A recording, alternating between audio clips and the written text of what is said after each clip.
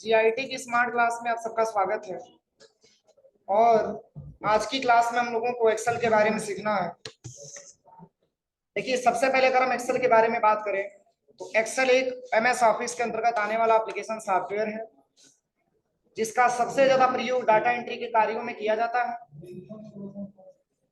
और जो MS Excel होता है, इसका सबसे ज्यादा प्रयोग बड़ी बड़ी कंपनियों में हम लोग करते हैं, कोई डेटाबेस बनाने के लिए।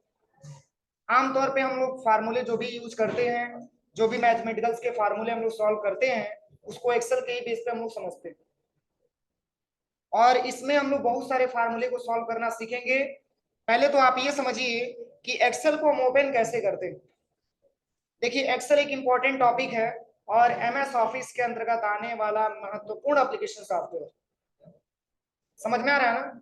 जिसको हम सीट के नाम से भी जानते हैं, वर्कबुक के नाम से भी जानते हैं, वर्कशीट के भी नाम से जानते हैं, और स्प्रेडशीट के नाम से भी एक्सेल को जानते हैं।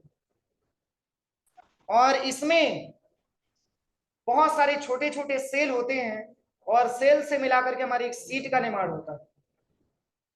जबकि एमएस वर्ड मैंने पढ़ाया था तो उसमें सीट के जगह पे उसमें आपको पेज मिला हुआ है। समझ में आ रहा है ना? लेकिन इसमें आपको सीट मिलता है। और वही पावर पॉइंट पढ़ेंगे तो उसमें आपको स्लाइड मिलेगी। ये सब एक प्रकार के एप्लीकेशन सॉफ्टवेयर हैं और एमएस ऑफिस का एक पैकेज है। तो चलिए, इसको ओपन कैसे करते हैं। सबसे पहले तो देखिए, विंडो प्लस आर आपको प्रेस करना है और यहाँ पे आपको लिखना होता है EXCEL।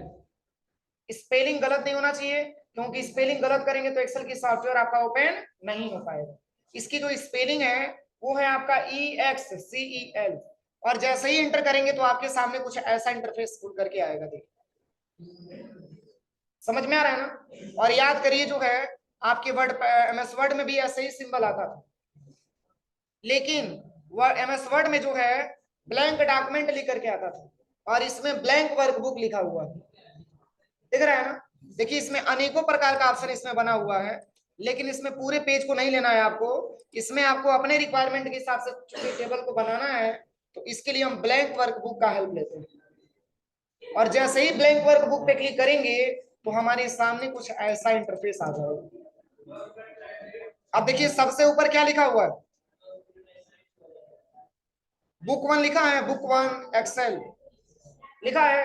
और वही एमएस वर्ड पढ़ते थे तो क्या लिखता था? डॉक्यूमेंट 1 और वर्ड लिखता था। डॉक्यूमेंट 1 और वर्ड के नाम से जाना जाता था। लेकिन चूंकि ये एक्सेल की बात हो रही है और एक्सेल में देखिए बहुत सारे छोटे छोटे सेल हैं, ये सब, इन सबको हम सेल बोलते हैं। ये सब सेल होता है। समझ में आ रहा है ना? अब चलिए, अब हम सबसे पहले अगर हम इसके बारे में बात करें, सेल के बारे में, तो कोई भी कोई भी अगर आपको वर्ड लिखना है, चाहे कोई भी लेटर आपको लिखना हो, तो आप ये समझिए कि आपको लिखना पड़ेगा किसके अंदर? सेल के अंदर आपको लिखना पड़ेगा। जब आप सेल के अंदर लिखेंगे तो यही सेल के अंदर जो भी चीज आप टाइप करेंगे इस फार्मूले बार में आपको शो करके दिखाएगा। अभी तो फार्मूला बार पूरा ब्लैंक दिख रहा है ना, लेकिन जैसे ही हम इसमें कुछ टाइप करेंगे तो देखिए फार्मूला बार में भी लिखा हुआ दिखाई देगा। समझ में आ रहा है ना? तो यहाँ पे फार्मूला बार में आपको लिखा हुआ दिखाई दे रहा है। जैसे मैंने यहाँ पे डी लिखा हुआ है तो यहाँ पर भी डी लिखा हुआ दिखाई दे रहा है। वही अगर हम बात करें सबसे पहले यहाँ पे, तो इसको हम देखिए यहाँ पे बाय डिफॉल्ट तो सीट 1 के नाम से आया हुआ है। और भी सीटों की संख्या अगर आपको इंक्रीज करना हो तो control plus F11 button press करना हो। क्या दबाते हैं?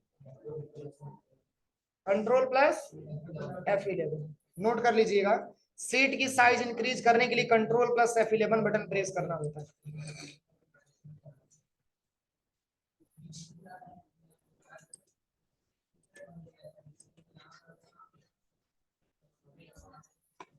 Shift plus F11।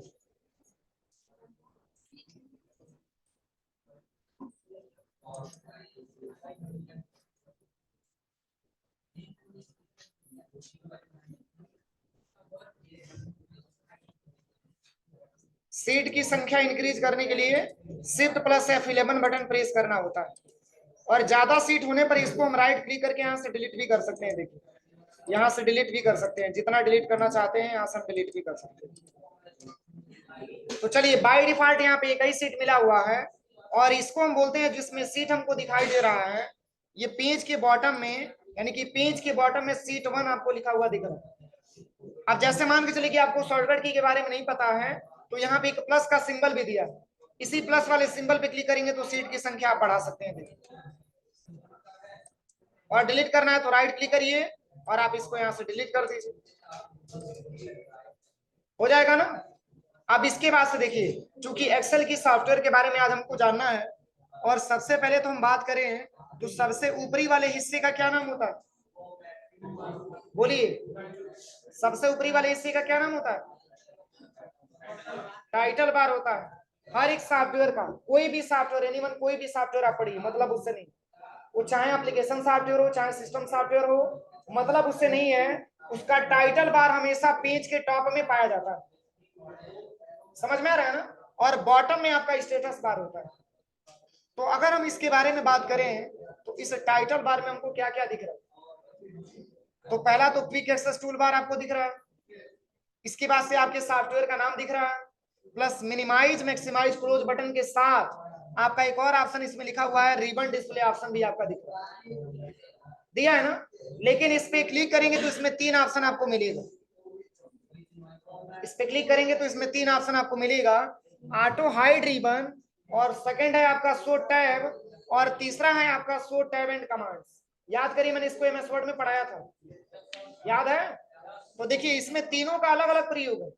अगर ऑटो हाइड रिबन कर देंगे तो रिबन के साथ साथ मेनू बार भी गायब हो जाएगा, देखिए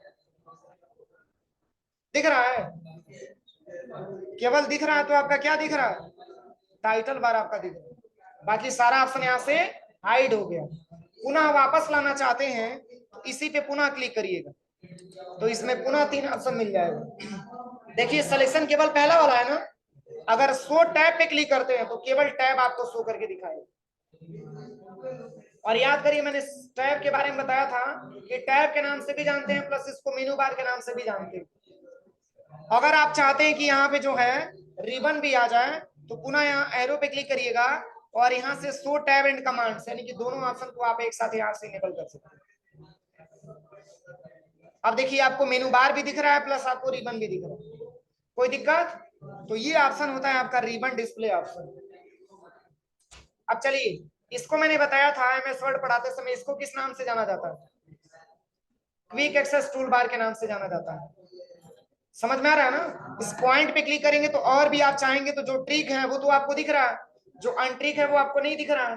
तो आप चाहेंगे तो यहाँ से ट्रिक करके आप इसमें ऐड करते जाएंगे, देखो जितना ऐड करेंगे उतना इसमें ऐड होता जाएगा। और क्विक एक्सेस टूल बार का मतलब होता क्या है, तो क्विकली किसी काम को करना, इसके लिए बार बार किसी ऑप्शन को सिलेक्शन न करना पड़े, आप आसानी तरीके से चाहेंगे तो क्विक एक्सेस टूल बार से अपना वो कर सकते हैं। ये क्विक एक्सेस टूल बार क्या करता है, तो किसी भी काम को बहुत ही जल्दी करने का काम करता है। जैसे सेव करना हो तो कंट्रोल एस आप नहीं दबाइए, आप चले जाइए क्विक एक्सेस टूल बार में और वहां से सेव बटन दबा दीजिए। समझ में आ रहा है ना। अंडू करना हो तो कंट्रोल जेड दबाने की कोई आवश्यकता नहीं है, बस उस पर क्लिक करेंगे तो भी हो जाएगा। तो ये क्विक एक्सेस टूल बार का ऑप्शन होता है। और यहाँ पे देखिए, अगर हम चाहते हैं क्विक एक्सेस टूल बार को नीचे लेके आना, तो इसी पॉइंट पे अगर हम क्लिक करेंगे तो इसमें एक ऑप्शन आपको मिलेगा, show below the ribbon, show below the ribbon. अगर आप चाहेंगे तो इस रिबन के आप नीचे लेके आ सकते हैं क्विक एक्सेस टूल बार। देखिए पहले तो रिबन के ऊपर था ना, अब रिबन के आपका नीचे आ गया, ध्यान से देखिए। तो आप अपनी रिक्वायरमेंट के हिसाब से इसकी जगह को चेंज कर सकते हैं। पुनः इस पे राइट क्लिक करिए, आप यहां से चाहेंगे तो ऊपर भी लेके जा सकते हैं, कोई दिक्कत। अब देखिए जो मैंने अभी आपको ऑटो हाइड रिबन के बारे में बताया है, इसकी शॉर्टकट की भी होती है, control plus F1, control plus F1 से हाइड होगा और कंट्रोल प्लस F1 से शो भी हो जाएगा। अब चलिए, अब इसको मैंने बताया अभी पहले आपको जो है, इसको हम जानते हैं टाइटल बार के नाम से, और इसके जस्ट नीचे ये क्या होता है हमारा, बोलिए, टैब होता है या मेनू बार होता है, यही मैंने पढ़ाया ना। या तो मेनू के नाम से भी बोल सकते हैं या टैब के नाम से भी बोल सकते हैं। तो देखिए इसमें कौन कौन सा ऐसा मेनू बार है जो आपको एमएस वर्ड में मिला था, सब मिला था, फार्मूला नहीं मिला था और डाटा नहीं मिला था, फार्मूला नहीं मिला था और डाटा नहीं मिला था, बाकी सब तो मिला था ना। तो देखिए चूंकि एक्सेल की बात हो रही है और एक्सेल में बहुत सारे फार्मूले को हम लोग सॉल्व करना सीखेंगे, इसलिए यहाँ पे फार्मूला का भी ऑप्शन यहाँ पे दिया हुआ है और बाकी डाटा का भी इसमें जरूरी है तो डाटा भी दिया हुआ है। ये सब एक प्रकार के मेनू बार हैं। अब देखिए यहाँ पे अगर हम बात करें सबसे पहले, यहाँ पे इतना सारा मेनू बार दिया हुआ है, होम टैब है, इंसर्ट टैब है, पेज लेआउट है, फार्मूला है, डाटा है, रिव्यू है और व्यू है। तो इसमें कुछ इंपॉर्टेंट होगा उसको हम पढ़ाएंगे, वैसे इसमें बहुत ऑप्शन ऐसा मिलेगा जो आपको ऑलरेडी एमएस वर्ड में पढ़ा दिया गया। अब एक चीज और समझिए, जैसे एमएस वर्ड में हम बताया था मैंने आपको कि केस चेंज करने का शॉर्टकट की क्या होता है, केस चेंज करने का शॉर्टकट की क्या होता है एमएस वर्ड में, शिफ्ट प्लस F3। मैंने बताया था ना, अगर लिखा हुआ पूरा टेक्स्ट हमारा कैपिटल में है, स्मॉल में करना हो तो shift plus F3 button press करते हैं ना, या फिर मान के चलिए कि स्मॉल में है, सेंटेंस केस में करना है तो शिफ्ट प्लस F3। लेकिन एमएस वर्ड में यह ऑप्शन आपका काम नहीं करता। समझ में आ रहा है ना?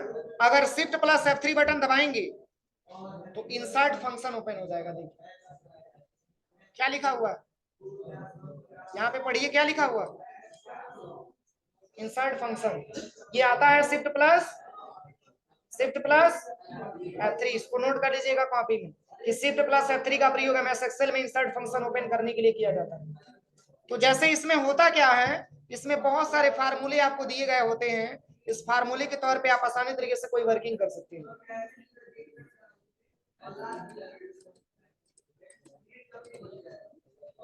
अब चलिए, कल की क्लास में मैंने आपको रो और कॉलम के बारे में बताया था ना, एक्सेल में टोटल रो की संख्या कितना होता है, एक्सेल में टोटल रो की संख्या 50 होगा। हाँ 400, इतना कम?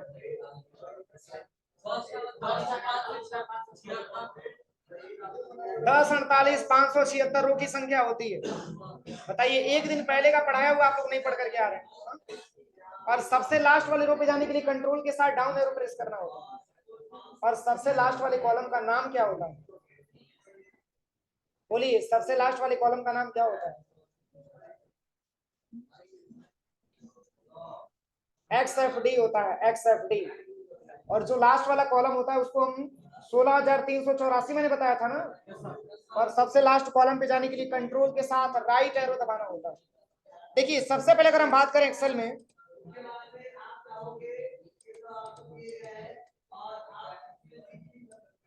अब कैसे पता चलेगा कि 16,384 कॉलम है और 10, 48, 576, इसके बारे में मैंने आपको नहीं बताया था। तो देखिए जैसे ही आप कर्सर लेके आइएगा यहाँ कोने में, देखिए यहाँ पे कुछ लिखा हुआ है, C4 के जस्ट नीचे एक ट्राइंगल टाइप का सिंबल बना हुआ है, यहाँ पे देखिए A और 1 के बीच में यहाँ पे दिख रहा है, इसी पे क्लिक करिएगा। देखिए बता दिया, माउस से लेफ्ट बटन क्लिक किए रहना। देखिए बता रहा 10, 48, 576, आर का मतलब रो और 16,384 सी का मतलब कॉलम। अब देखिए जैसे कैसे ये पता चलेगा कि 16,384 कॉलम होता है, आप झूठ भी तो बोल सकते हैं, क्यों? इसको पता करना है ना कि लास्ट में 16,384 आ रहा है कि नहीं आ रहा है। हो सकता हो कि ज्यादा हो, हम कम बता रहे हो। तो देखिए इसके लिए क्या करिएगा, सबसे पहले एक लिखिएगा यहाँ पे, बात नहीं, बहुत बात करते हैं, मैं कुछ बता रहा हूँ वहां पे देखना चाहिए, तो लोग आपस में बात करते। देखिए अगर आपको ये पता करना हो कि 16,384 कॉलम है कि नहीं है, तो इसके लिए सबसे पहले यहाँ पे आ जाइएगा और इसमें केवल एक लिखिएगा। क्या लिखना है? एक लिखना है। एक लिखने के बाद इसके बाद से आप आ जाइएगा होम टैब में और यहाँ पे एक ऑप्शन आपको मिलेगा फिल का, दिख रहा है सबको? फिल का ऑप्शन दिख रहा है ना, इसे पे क्लिक करिएगा। इसमें एक ऑप्शन आपको मिलेगा सीरीज, सीरीज दिख रहा है ना, इसी पे क्लिक करिएगा। अब देखिए यहाँ पे स्टार्ट वैल्यू में क्या लिया हुआ, एक लिया हुआ, और स्टॉप वैल्यू में मैंने दे दिया 16,388। अगर ज्यादा होगा तो उतना दिखाएगा ना, अगर कम होगा तो उतना ही दिखाएगा। तो चलिए यहां से बस आप ओके कर दीजिए। लिखा गया नंबर ना, अब सबसे लास्ट वाले कॉलम पे जाने के लिए कंट्रोल के साथ राइट एरो। देखिए कितना लिख के आया है, आप ध्यान से देखिए, मैं दिखा रहा हूं आपको, बस कंट्रोल के साथ कितना लिखा है नंबर, कितना लिखा है 16,384। और कॉलम का नाम क्या दिया है, क्या लिखा है, सही है कि गलत है, सही है कि गलत है। अगर ज्यादा कॉलम रहता तो क्या 384 पे आके सीमित होता, उसके आगे भी बढ़ जाता। इससे आपको आइडिया मिल गया कि 16,384 का मतलब कॉलम होता है। कोई दिक्कत? अब चलिए, अब हम ये पता करते हैं कि 10,48,576 रो है कि नहीं, क्या हो सके कि उससे ज्यादा हो। तो कंट्रोल के साथ लेफ्ट एरो दबाएंगे तो बिल्कुल पहले की अवस्था में आ जाएंगे। अब कंट्रोल के साथ डाउन एरो दबाएंगे तो सबसे लास्ट वाले रो पे आ जाएंगे। कितना लिखा है 10,48,576 लिखा है। कोई दिक्कत किसी को, कोई दिक्कत तो नहीं है? आईडी कार्ड लगाओ, जितने लोग आईडी कार्ड नहीं लगाओ पहले आईडी कार्ड लगाओ। मैं क्लास नहीं ले पाऊंगा, स्पष्ट मैं बता रहा हूँ, आईडी कार्ड आप लगाइए।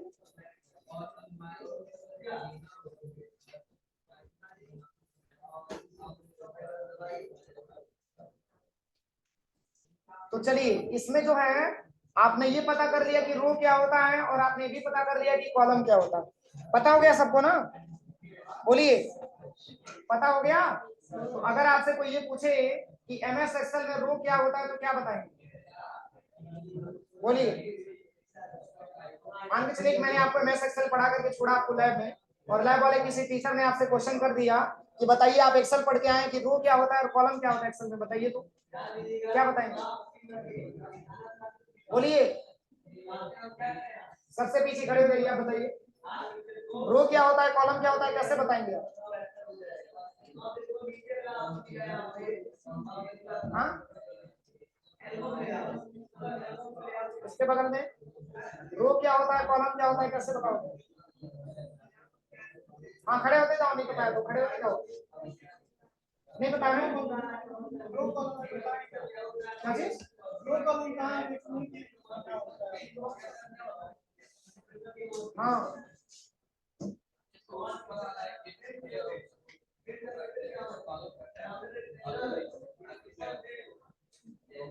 किसको कहते हैं?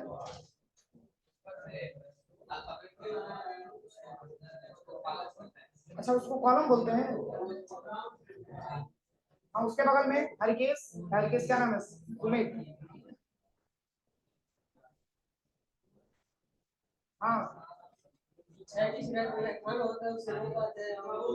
हम 37 नहीं पूछ रहे हैं भैया, हम जो दिखा रहा है उसको उसके बारे में पूछ रहे हैं। हमको क्या पता 36, हमको मैथमेटिक्स भी नहीं पढ़े। कल मैथमेटिक्स में मैंने गलती किया था ना, हमको नहीं आता है। वो तो एक्सेल है तो पढ़ा ले रहे हैं, बस मैथ रहता तो हम नहीं सॉल्व कर पाते। बताइए, कुछ बोलो यार, खड़े होते जा रहे हो, मैं चेहरा देखने के लिए खड़ा करा रहा हूँ। पीछे निखिल मिश्रा, बताओ भैया इसमें रो और कॉलम। हाँ, सेकंड नंबर पे जो वर्टिकल है वो रो है। तो वर्टिकल में क्या लिखा हुआ है? वो वर्टिकल हो गया।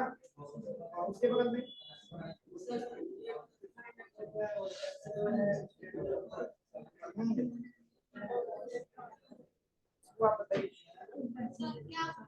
मैंने ये पूछा है कि रो और कॉलम, इसमें पहचान करना है क्या रो है और क्या कॉलम है।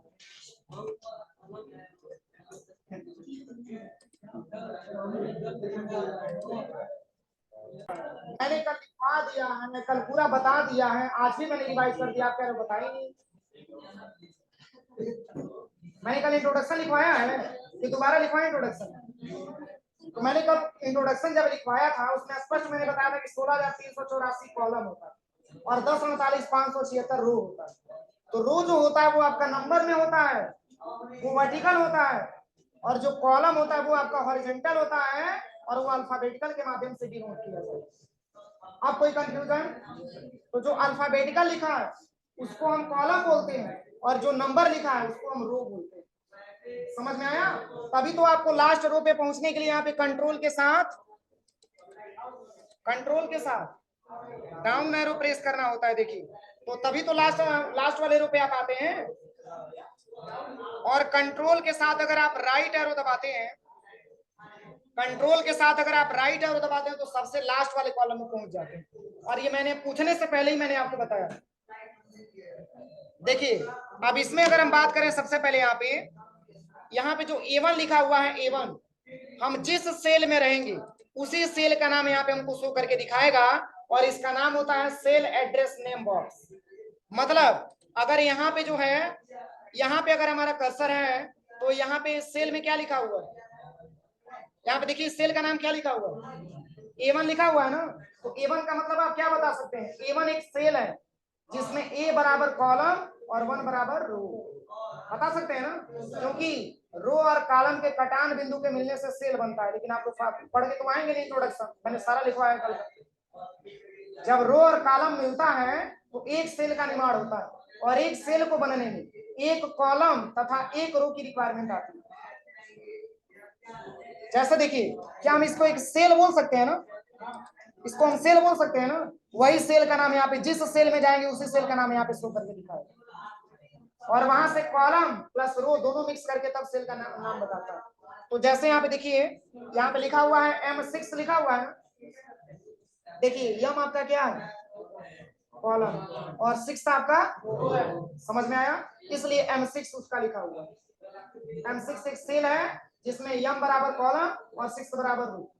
अब देखिए इसमें एक और बताते हैं ऑप्शन, जैसे इसको हम जानते हैं किसके नाम से, फार्मूला बार के नाम से।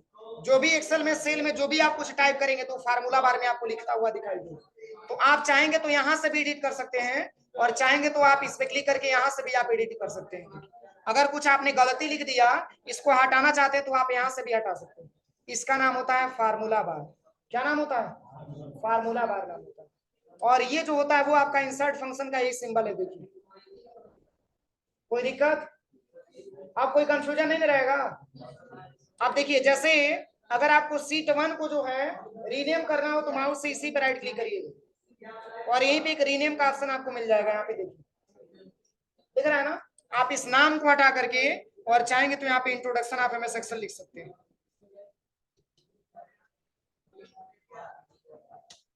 Introduction of MS Excel. चलिए, अब हमको सीट नहीं मिला हुआ है तो सीट बढ़ाना पड़ेगा ना, तो शिफ्ट प्लस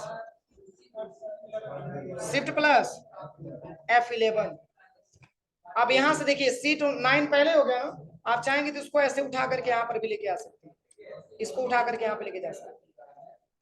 और इसको कलर करना है तो राइट क्लिक करिए और टैब कलर पे आकर के आप इसकी कुछ कलर भी दे सकते हैं, जो भी कलर आपको देना है। कोई दिक्कत, कोई दिक्कत तो नहीं है।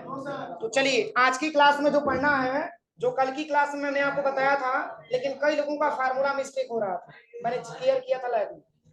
देखिए, पहले तो आप ये समझिए कि एक्सेल में कोई भी आप डेटा बनाइएगा, पहले तो आप उसका हेडिंग प्रॉपर आप दीजिए, क्योंकि जब तक हेडिंग नहीं बनाएंगे तब तक क्या पता कि आप कौन सा डेटा बनाएंगे।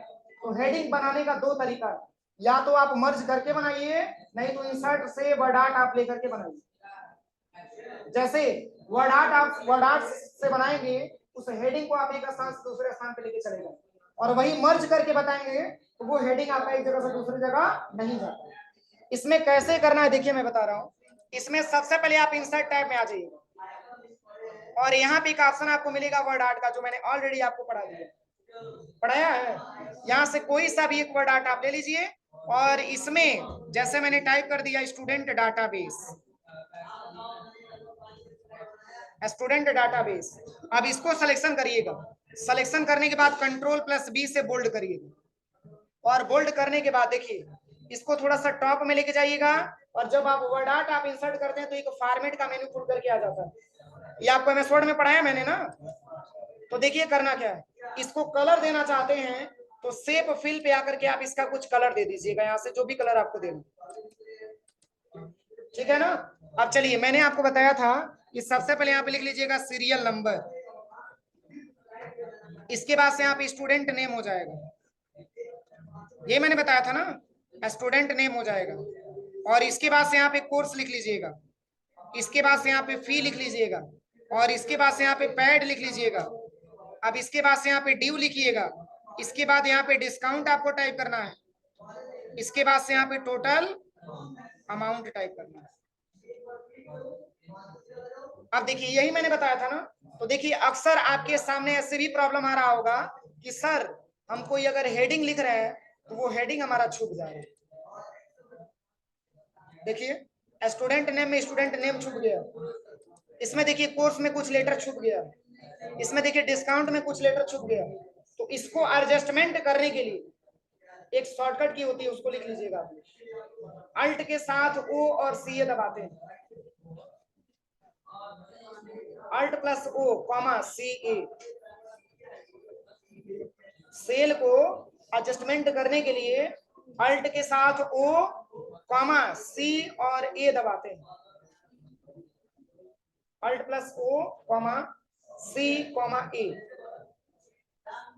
सी कॉमा ए। देखिए जैसे मान के चलिए ये आपको हेडिंग जो दिख रहा है, जो हेडिंग आपको दिख रहा है, हेडिंग आपका छुपा हुआ है ना। अब देखिए करना क्या है, पहले तो पूरे हेडिंग को आप सिलेक्शन कर लीजिए ज्योति। पहले पूरे हेडिंग को हम क्या करेंगे, सेलेक्ट करेंगे। सेलेक्ट करने के बाद देखिए आपको करना क्या है, अल्ट प्लस ओ दबा दिया मैंने और फिर सी ए दबा देंगे। कुछ इंप्रूवमेंट दिखा? पहले इस तरीके से था आपका डेटा, था ना, हेडिंग आपका क्लियर नहीं हो पा रहा था, लेकिन अल्ट के साथ ओ और सी ए दबाएंगे तो हेडिंग आपका क्लियर हो जाएगा। कोई दिक्कत? अगर आपको शॉर्टकट की नहीं पता है तो एक और भी ऑप्शन है, इसका 3 ऑप्शन है। देखिए मैं बता रहा हूँ, अगर आपको शॉर्टकट की नहीं याद आ रहा है तो आप यहां से लेकर के देखिए एरो बन रहा है, डाउन एरो ब्लैक कलर का मोटा लेयर में, यहां से लेकर के यहां तक पूरा सिलेक्शन कर लीजिए। ऊपर से सिलेक्शन करना है, कैसे? यहाँ पे लेके आइएगा, एरो बनेगा, माउस का लेफ्ट बटन दबा करके यहाँ तक खींच दीजिए। इसके बाद से जहां पे लास्ट होगा यहीं पे माउस का लेफ्ट बटन 2 बार दबा दीजिए। नहीं समझ में आया? एक और तरीका है, देखिए अगर ये भी नहीं समझ में आता है तो एक और तरीका है, सिलेक्शन करिएगा, पूरा डेटा आप सिलेक्शन करिएगा और चले आइएगा फॉर्मेट टैब पर, और यहाँ पे एक ऑप्शन आपको मिलेगा ऑटो फिट कॉलम, दिख रहा है सबको? बस इसी पे क्लिक कर दीजिएगा तो भी हो जाए। कोई दिक्कत? चलिए क्योंकि टेबल हमको बनाना है तो टेबल में तो पहले आप बनाइएगा, लेकिन पहले इसमें तो आप बॉर्डर लगाएंगे ना, बिना बॉर्डर का ये टेबल लगेगा कैसे, ये बताइए पहले। सिलेक्शन करिए और यहाँ पे आकर के ले लीजिएगा ऑल बॉर्डर, ये सब मैंने आपको पढ़ाया फंडामेंटल उसमें एमएस वर्ड में, ऑल बॉर्डर, ठीक है। अब इसके बाद से देखिए यहाँ पे सीरियल नंबर लिख लीजिएगा, क्योंकि सीरियल नंबर देखिए अगर आपने यहाँ पे 2 लिख दिया, अगर आपको 500 बच्चों का डेटा बनाना है तो 1 2 3 4 5 6 7 ऐसे लिखने की रिक्वायरमेंट नहीं होती है, दोनों को एक साथ सिलेक्शन करिएगा और पतला प्लस बनेगा, यहाँ पे खींच दीजिएगा, जहां तक खींचेंगे वहां तक नंबर चला जाएगा। समझ में आ रहा है ना? तो आप आसानी तरीके से काउंटिंग नंबर यहाँ पे ला सकते हैं।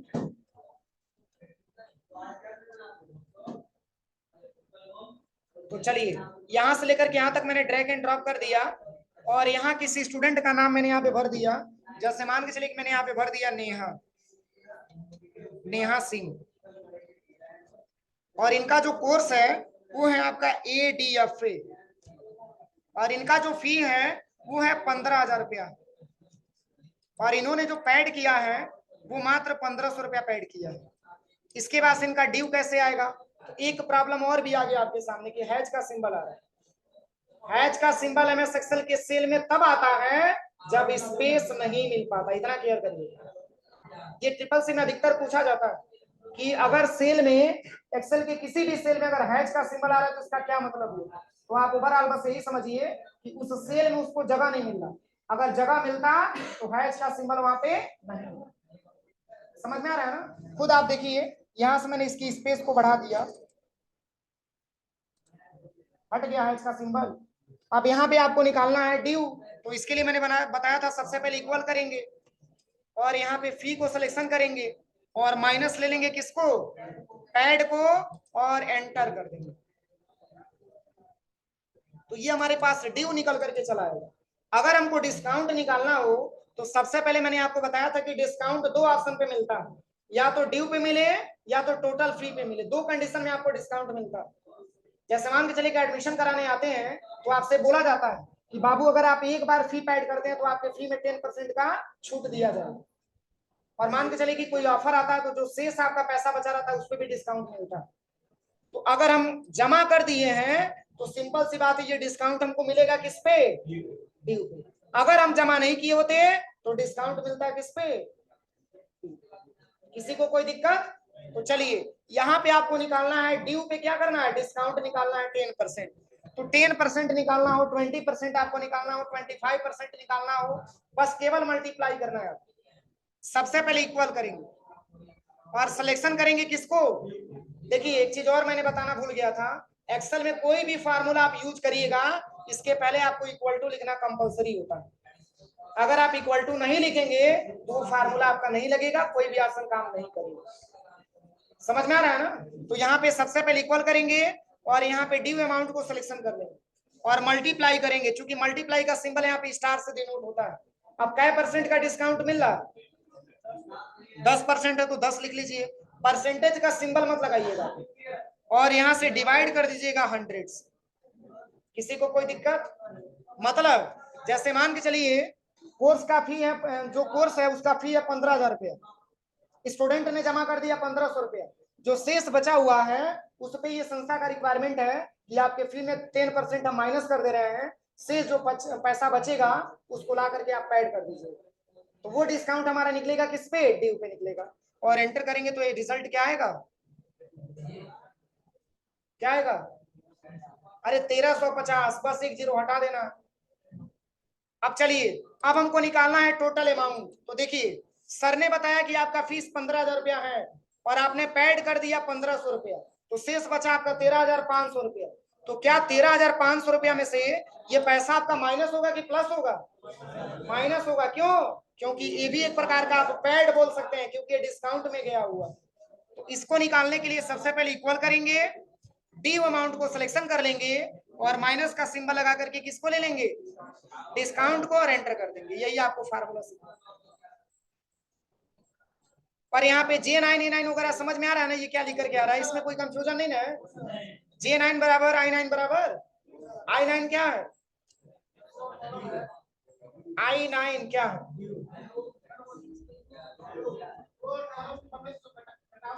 ऐसे नहीं बोलेंगे, वो तो इंट्रोडक्शन मैंने, आप इंट्रोडक्शन बता रहे हो, इंट्रोडक्शन में थोड़ी ना पूछ रहा हूँ। एक प्रकार का सेल है, किसका सेल है? ड्यू अमाउंट का सेल। एक प्रकार का सेल है किसका? डिस्काउंट का। सेल बोलिए आप, सेल, क्योंकि ये तो आपको पता है ना कि सेल बनने में रो और कॉलम की रिक्वायरमेंट आती है, वो मैं नहीं पूछ रहा हूँ। बस आप ये बोलिए कि J9 का मतलब एक प्रकार का सेल है। कौन सा सेल है? तो J9 डिस्काउंट का सेल है और I9 ड्यू अमाउंट का सेल। कोई दिक्कत? अब एंटर कर देंगे तो रिजल्ट आपके पास आ जाए। किसी को कोई दिक्कत तो नहीं है? अब निकल जाएगा फार्मूला।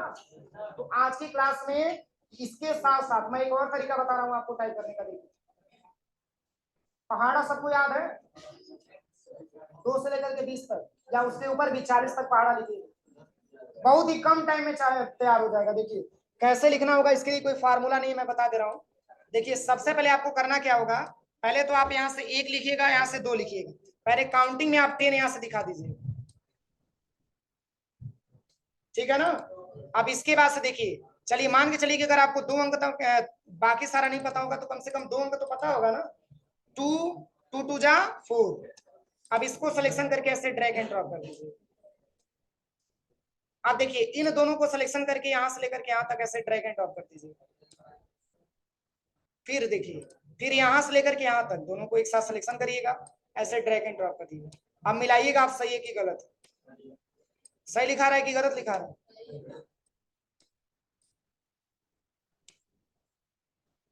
तो ऐसे फार्मूले ट्राई करिएगा और प्लस इसके साथ साथ ये भी ऑप्शन के बारे में समझ लीजिएगा। कल हम दूसरा यानी कि मार्कशीट के बारे में कल पढ़ा जाएगा, ठीक है? इतना हो जाएगा सबका। और थोड़ा टाइम का आप लोग ध्यान दीजिए, बड़ी लेट आ रहे हैं आप लोग।